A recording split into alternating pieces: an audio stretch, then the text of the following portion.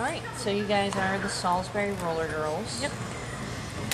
When did you found the team? March of 2010. Okay. And how many girls are on the team? We have about 25 now. We've got a few refs too. And you're the president. Your name is Eva Paxton, and you go by Buster Stall. Excellent. And before this, I skated for Wilmington City Rough Rollers, which are now the Diamond State Roller Girls, for about a year. I joined on my 18th birthday. Then I drove 2 hours each way to practice. And then as soon as the rink opened up here, decided to start the league up. And we just word of mouth put together a team, Facebook, really. I mean, like, just sent out messages to some people, and they brought their friends. And that's how we got the first group of girls together. and you've had a lot of interest, it looks like. Yeah, definitely. I think some people realize it's not for them after they get going, realize it's a little bit more than they expected.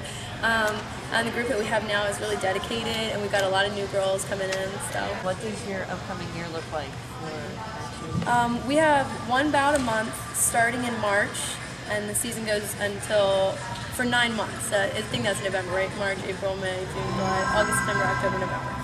We have a bout every month. 6 of those bouts are at home and 3 are away. But the first bout is March 20th. It's the third Sunday of March here at the Crown Skating Center. All of the home bouts are going to be the third Sunday in March. I mean, the third Sunday of the month. Can you explain to us how roller derby works a little bit? Sure. You've got a flat oval track here. I'm not an artist, but it just helps. And then on the track at each time you have 4 blockers from each team, and the lineup, it doesn't matter. Like you just jump in. One blocker from each team has a stripe on their helmet cover, and they're called the pivot. They're like the captain on the track at that time, and it's their job to set the pace of the pack, which is what we call the group of blockers here. That's the pack. The pivots set the pace, and they just are communicating: slow down, speed up, you go here, you go there. And then back 20 feet, you got the jammers, and they're the ones that score the points from each team. I'm going to do my best to draw a star. They're marked by a star on their helmet cover. Just pretend that's a star.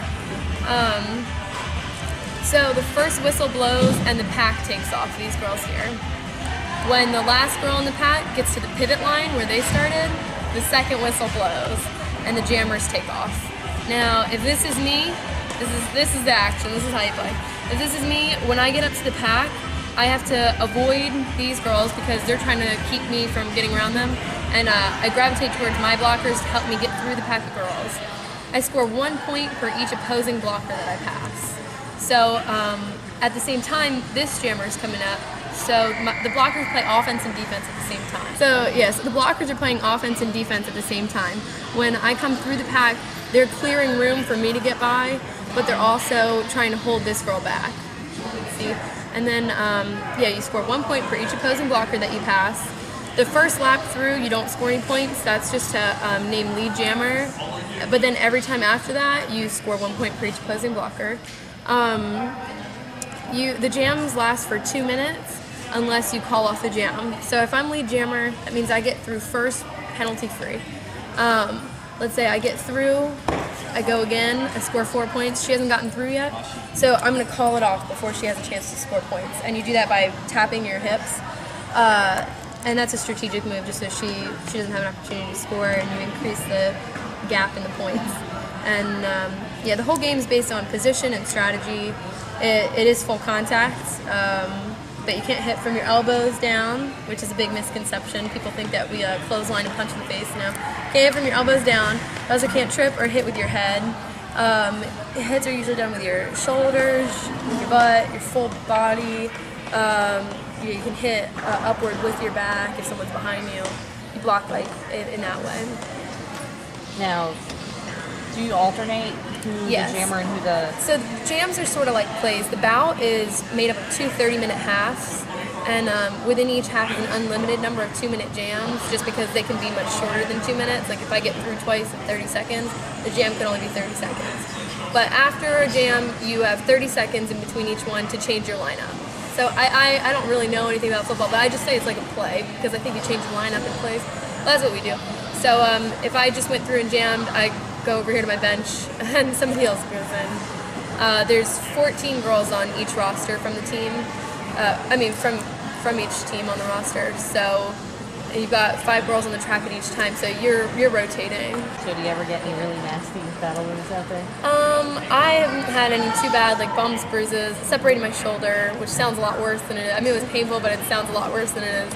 I like messed up my jaw a few times. Nothing too bad. I've seen some popped out bone. I've seen some broken bones that didn't look pretty.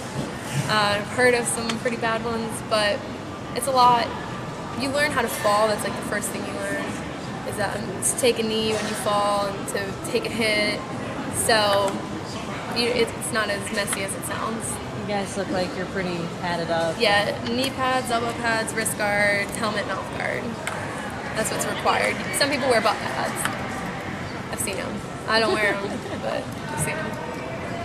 How many teams do you compete against? Well, at a time you mean? Like, it's only, like, 2 teams? No, I mean, overall in a season, how many different teams Oh, are actually, playing we're only going to play round? against, we're going to have 3 interleague bouts, which is us, or intra-league. We're going to have 3 times where we split up our team to play each other, which is what the first one in March is going to be. Then we're going to play 3 other teams, Mason-Dixon, Roller Vixens out of Hagerstown, New Jersey Derby Brigade, and my old team, Diamond State. And we'll play them once at home and once away. Since all the leagues are businesses as well, like we're incorporated as Salisbury Roller Girls LLC, like we have to do all that legal. So when we contract with another team, we try to do like an even exchange. That way we make money when they come here, they make money when we go there. But in just the U.S., there's over 500 leagues, each league with multiple teams. So, I mean, around here, there are a lot of teams, New Jersey, Maryland, Delaware, Virginia. I mean, we had a plethora of teams to choose from when we were making our season. Now, in the future, would you guys want to play more of these teams or travel more? Yeah, definitely. For the first season, we stuck to teams that we felt like would be sort of at a similar level to us. So some of them have more experience, and we picked newer teams for our first season. But eventually, we have to compete more, and we have to be competitive on like a regional, national, eventually level. We're not planning to just stick to rec. We're planning to advance competitively.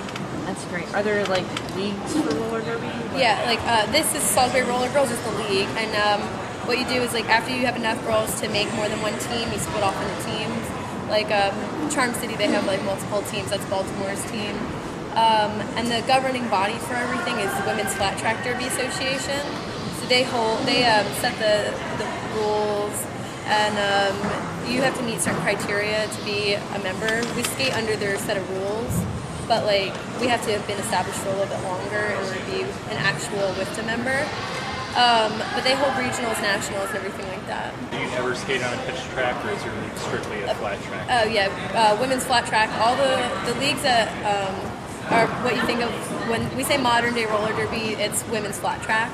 There are like a handful of bank track leagues, like Texas, California. I want to say a couple in the Midwest, but I mean just a few. I think a lot of people don't know the rules. Like today, we're at the Chili Cook-Off in West Ocean City, and we're talking to the guy from Sunset Grill, and we're like, yeah, we're talking to the Salisbury roller derby team later, and he's like, I didn't know there was one. Mm-hmm. Yeah, since we started, we got a lot of publicity, like from WBOC and Daily Times and stuff. But I think once we start bouting, word will get out a lot faster. At first, we were like, I didn't care, like I wasn't trying to keep it totally hidden, but just under wraps until we had something to show for ourselves, just a little bit. So hopefully in March, we're gonna really push for it, and the magazine will help. Publicity is what we need. Hoping for a big turnout. So. Yeah, and this is your home track. This is where we'll have all of our bouts this season that are at home. And it's called a bout. Yeah, yep. Games are called bouts. If you call it a game, I don't think anyone would slap you, but it's called a bout. Not like a match or a. Okay. Nope. Bout like in boxing. Okay. Yeah. In that way, it's like boxing, and that there's like 2-minute rounds, sort of like boxing. No, it's all girls. There's no like men's roller derby leagues. There's only a handful of men's leagues though, and then there's like an even smaller handful of co-ed teams, and they don't play by women's flat track rules usually. The men's leagues, actually, they just started their own coalition. It's a men's derby coalition, and we practiced with them a couple times. Harm City Homicide in Baltimore are great guys, phenomenal skaters, and they're awesome. And we've been up there to practice with them. It's a rough neighborhood though. They practice like 9 to 11 at this place called Shake and Bake, and it's terrible. You got to bring pepper spray or a gun with you when you walk inside. But they're nice, and they protect us when we walk to our cars. That's good. Yeah. And you guys practice twice a week? We practice twice a week inside. During the summer, we had a third outdoor practice a week on Tuesdays, and right now we're trying to figure out what we're doing on Tuesdays so we can keep doing something. We'll probably end up working out inside somewhere. We are looking for places to work out inside. Running out there. Space that people can give us, because we were in my living room very tightly last week. Keeping everybody in shape. Yeah. Off skates. I mean, it's definitely important. It makes a big difference. It requires a lot of endurance. So working out outside of practice is crucial. What do you guys do in a typical practice? Typically, we do some endurance, some drills, and then we scrimmage for the last hour. Today, I think I'm going to have them play a little bit of soccer to work on their footwork. It just depends. We try to keep the drills varied every time. We work on footwork, endurance, blocking. No, I see some guys out there. Those are refs. Okay. Yep. And they practice with you guys? Yeah, they don't do like the contact drills and things like that, but they can do endurance drills. Typically, our refs aren't there yet. They're still kind of working on getting comfortable on their skates. We also have non-skating officials, and they're the ones that are like miscellaneously hanging out around. But we're always looking for refs and non-skating officials, which is a great way for men to get involved. Now, you've seen the movie Whip It, right? Mm-hmm. How accurate is that? That is actually about one of the very only, like the handful of bank track teams that I was telling you about, it's about one of them. Which is kind of a shame because it's a bit like, so the whole resurgence of roller derby is flat track, pretty much. But I mean, at least, it brought some attention to the sport. If you do any research after that, and then you see like what the breakdown is. But that's a bank track renegade team, so there's a lot of like throwing bows and stuff in there that does not go down. It looks pretty rough. The difference in bank track, is that it's kind of like anything goes, which I think would be fun to play like once. But I think it's a lot different. It looks like a really awesome time, and but there's just. It'd be hard to start a bank track team because you'd have to have a bank track facility, and that's only marketable for roller derby, so no one would open one. So I think that's why you don't really come across those. And we watched that, and we were doing a little research on how roller derby started and who coined the term. Leo Seltzer. Yep. I didn't realize how old it was, actually. Yeah. I thought it was like a 70s thing. No, if you check back, you can find it all the way to the 20s is when they first used the word. And I think it kind of came about naturally, it was a skate marathon and people just started blocking for their teammates to help them through. That's the very early beginnings of it. If you were running a marathon and you were like, hey, come on through, and you hit somebody out of the way, they did the same thing on skates, and then people started to really like the violence, so they played that up a little bit more. And modern roller derby really started back in 2001.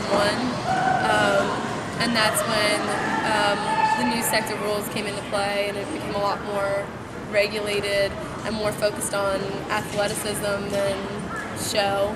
There's it's still fun to watch. Definitely a spectator sport, but there's no fake hits or anything. If you try to do that, you'd be in the penalty box. Penalties are a minute from. You get 4 minors and you serve a minute, or 1 major and you serve a minute, and. If anybody tried to throw an elbow to the face, it would definitely be a major. So. What would a minor be? It's a minor. Technically, the difference is the way that it affects gameplay. So if I ran into someone's back, you can't block to the back.